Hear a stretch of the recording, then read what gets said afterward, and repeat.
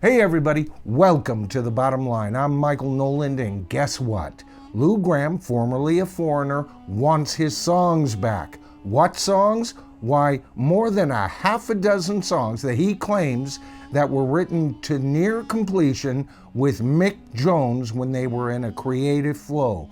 But you know what? It's not that simple, folks. It's not as simple as Lou wants to make it out in his recent interview. And we're going to be looking into that. You see, because by mere implication, Lou seems to be saying that Mick Jones might very well be up to a dirty deed done dirt cheap.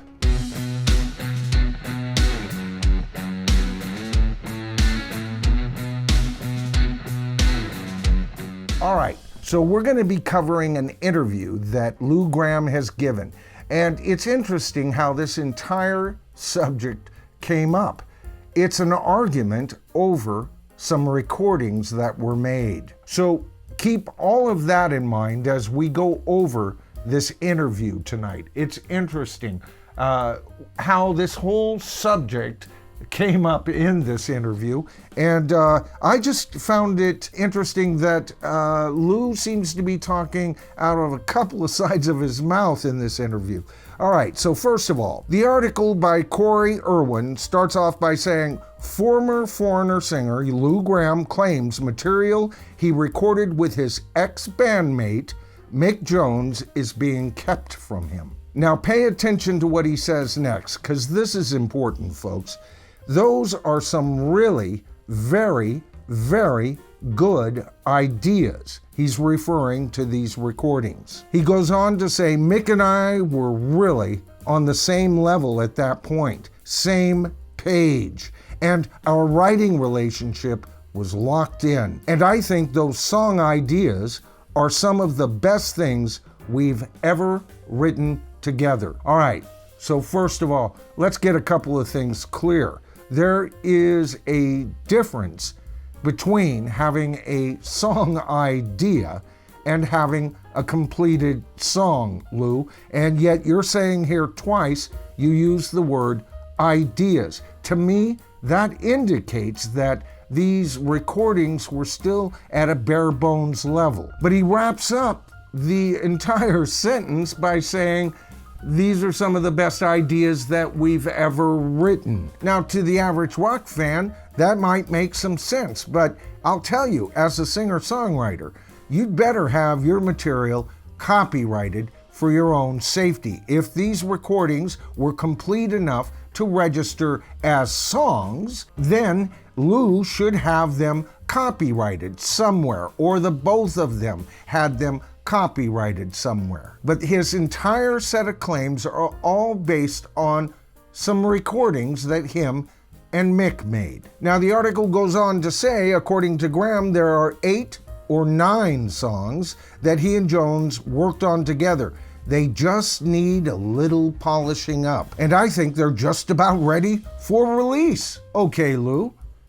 Well, which is it? Are they song ideas or are they completed songs? And if they are, don't you have them registered with the Library of Congress? Now, the article continues here. The singer claims he used to have a copy of the material, but in a twist of fate, he handed it over to Foreigner's people and has never seen it again. Now, I don't doubt Lou here.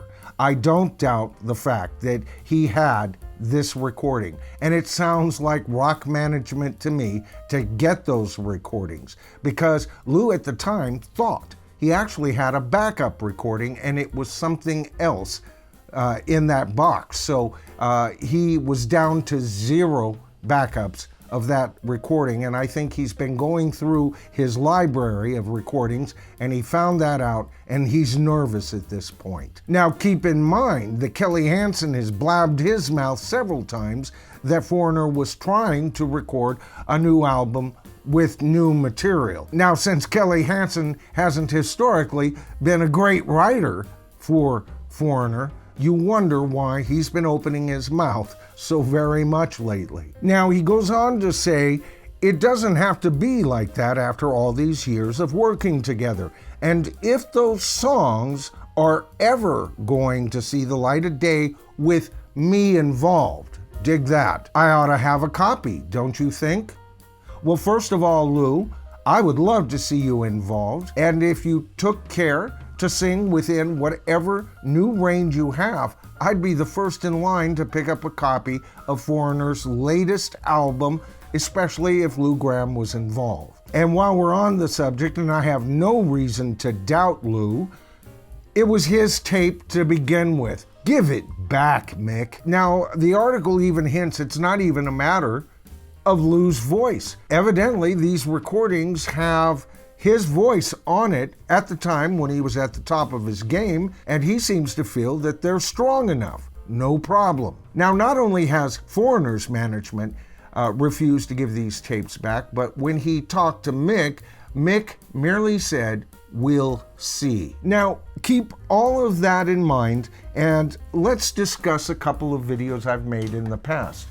Kelly Hansen seems to be absolutely fixed on being connected with Foreigner, the dynasty, not the replacement vocalist that he's always been. He is now giving interviews regarding the Rock and Roll Hall of Fame. And even if they were inducted, I wouldn't want that guy inducted into the Rock and Roll Hall of Fame. And the fact that he's hinted at new Foreigner material.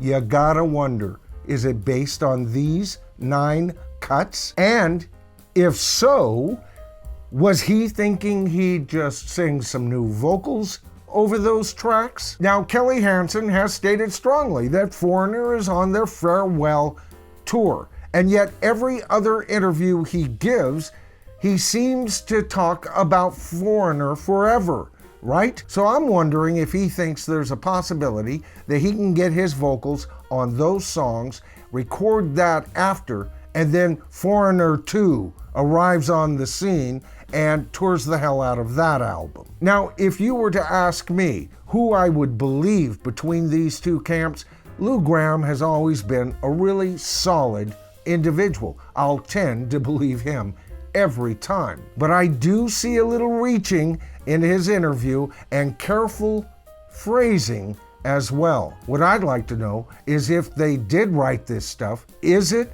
even copyrighted? That may be an important development in getting these tapes back. All right, I hope you enjoyed the video today. I want to thank everybody for their congratulations on the channel reaching 30,000 subscribers. Oh my God, talk about my head exploding. I want to thank each and every one of you because you're the people that made that happen. All I do is start the ball rolling with a video, and you guys have truly engaged.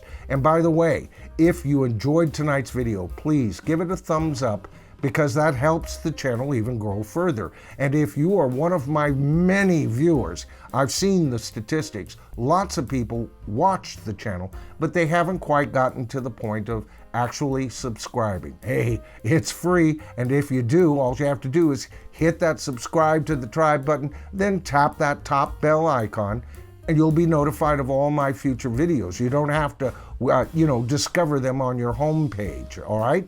Okay, I'm Michael Noland. Together, you and I, folks, I want to hear your opinion on this piece, are the tribe, and I'll see you in my next video.